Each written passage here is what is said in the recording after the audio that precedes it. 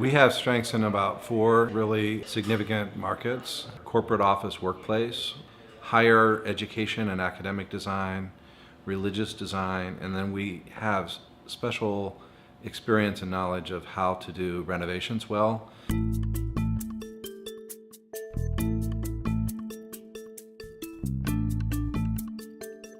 On the Forge, in particular, we created architectural devices to collect what ends up being a pretty flexible and could be chaotic environment. We felt like it was really in our wheelhouse to accommodate their needs. So, we met with the owner and ran from there, really. Where WSA was brilliant is they took all of these crazy ideas that I had around creating the space that was super creative and would allow us to think at a whole new level and made it real. So when you see the Forge, you're going to see a place where you can always see somebody else from any viewpoint in the Forge. That was a big deal for us, as we want to be able to see each other and be teams. Well, the idea I think that Bob came to us with was, yes, we want an open office environment, but we want to create these pockets or zones where you can have small collaborative spaces where you don't feel like you're in a sea of open office. You have little retreat areas. We actually have some teams in here that are producing, in some cases, 3 or 4 or 5 times more velocity or output than other teams. A lot of that is happening because of the space and how creatively it was put together. Basically for us, it was really about a center soffit that transitions into a wall that brings you into the space. When we originally spec'd that soffit out, it was incredibly expensive. And I went back to WSA and I'm like, okay, this is great, but I want to get furniture. And they came up with 2 or 3 other designs that were really, really functional. They looked the same, but they were more economical. It was really about having a little bit of restraint. There's a lot of existing conditions that we want to maintain in terms of, exposed ductwork, concrete pillars and everything. I just think everything was really well done. And they cared. That was the most important thing. I mean, they really bought into the vision of at least our space. And I could tell that in every decision, they were thinking like I would think if it was my space. So that was what was so beautiful about it.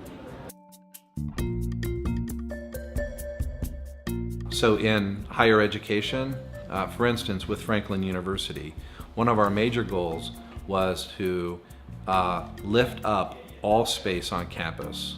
Working with Frank for 4 years, we've done a lot of projects together all over our campus and at our new branches.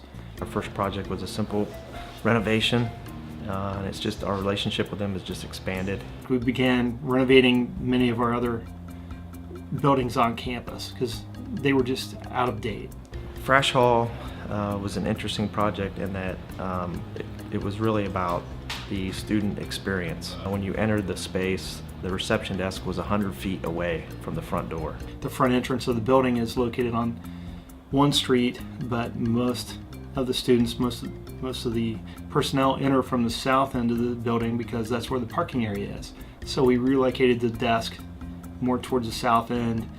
Franklin is really good about engaging in the design process.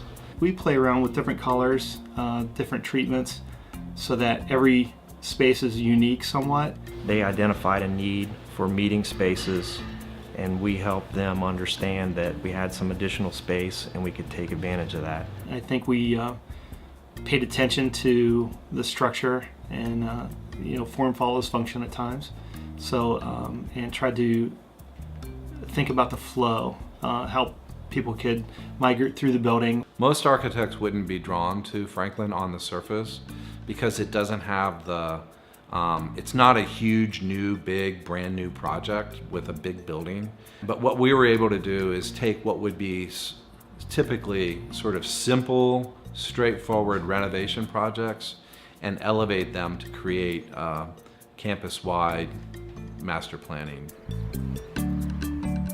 Bethel Lutheran was a young, growing congregation in Grove City. My primary contact person is Tim Hawk. He understands, he kind of gets what it means to be part of a church and the unique complications that are part of any church. I think when we started working with them, they had about 100 members in their congregation.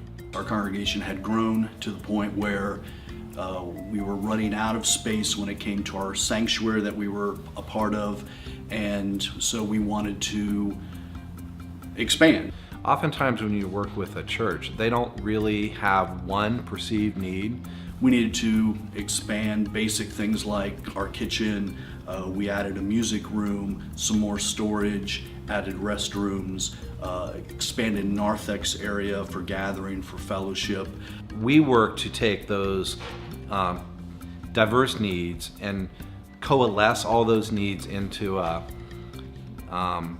vision. The whole structure, interior and exterior, was designed by WSA. We were able to work with them to make the church more visible in the community as an icon and more memorable.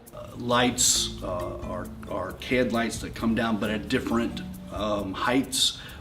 The ceiling is all wood and wood beams, wood paneling, if you will. We have a unique stained glass window that kind of centers everything that they were able to incorporate into the structure itself. But today, I think they have somewhere near 500 to 600 people who are way more connected to the community. Well, in my experience with WSA, I have recommended them to several other Lutheran churches in the community of which they have used WSA. They're all very unique facilities and different than ours, so there's no cookie cutter kind of design that WSA offered. When we move to do another larger project, I imagine we will work with them again because our experience with them has been very positive. Typically, any renovation we'll deal with is augmented by our experience in higher education use or a workplace use. We have a long history of successful renovations of old buildings like this that are underutilized and that actually have a lot of potential that most people just can't see. Usually the first thing we do, not consciously, but is to really figure out how we can minimally touch the existing building. In the last 5 years, we've done mixed-use type developments that are renovations. You mix the function with the traditional aesthetic and character that's already here, and if you can utilize it, then it's just not decoration. When we put a piece, a drywall ceiling, a piece of wall, whatever it is, it usually needs to have multiple functions. So the ceilings that you'll see in here provide contrast to the existing timber frame, which actually makes the timber ceilings much more noticeable and highlights them. But also that ceiling, that white, crisp ceiling, brings a modern aesthetic. It houses our lighting that we need. It hides the mechanical space.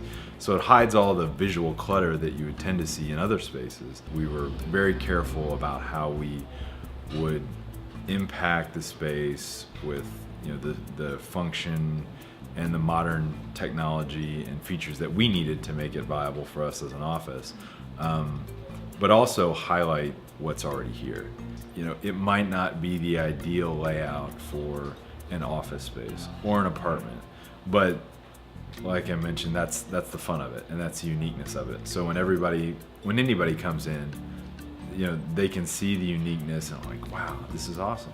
Whenever anything is done at our firm, it's hard for others to see this, but we don't really see anything as an individual effort. So as a result of that, we kind of all take ownership in it. And he represented our broader interests.